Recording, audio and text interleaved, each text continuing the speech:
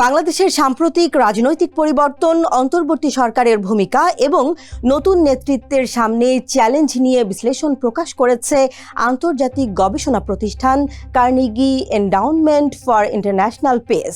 প্রতিবেদনে উঠে এসেছে, পরিবর্তনের পর বাংলাদেশের সামনে এখন সবচেয়ে বড় প্রশ্ন রাজনৈতিক সংস্কার ও স্থিতিশীলতা নিশ্চিত করা। কার্নেগির বিশ্লেষণ অনুযায়ী ২০২৪ সালের রাজনৈতিক পরিবর্তন হঠাৎ কোনো ঘটনা ছিল না। দীর্ঘদিনের রাজনৈতিক উত্তেজনা, বিরোধী মত দমন, অর্থনৈতিক চাপ এবং তরুণদের হতাশা ধীরে ধীরে তৈরি করেছিল বড় ধরনের সংকট। কোটা সংস্কার আন্দোলন সেই অসন্তোষকে একটি বড় গণ আন্দোলনে পরিণত করে।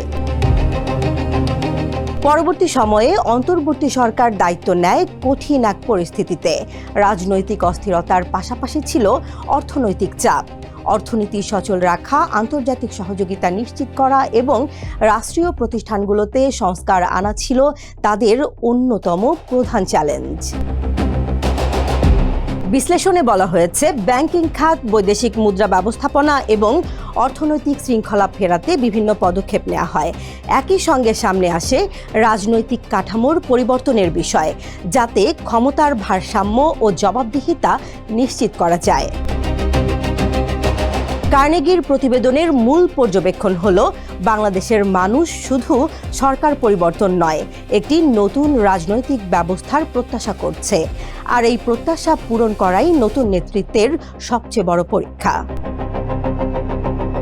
এখন দেখার বিষয়, তারেক রহমানের নেতৃত্বাধীন সরকার সেই সংস্কারের ধারাবাহিকতা বজায় রাখতে পারে কিনা, নাকি রাজনীতি আবার আগের কাঠামোতেই ফিরে যাবে। সেটি হবে বাংলাদেশের ভবিষ্যতের বড় প্রশ্ন।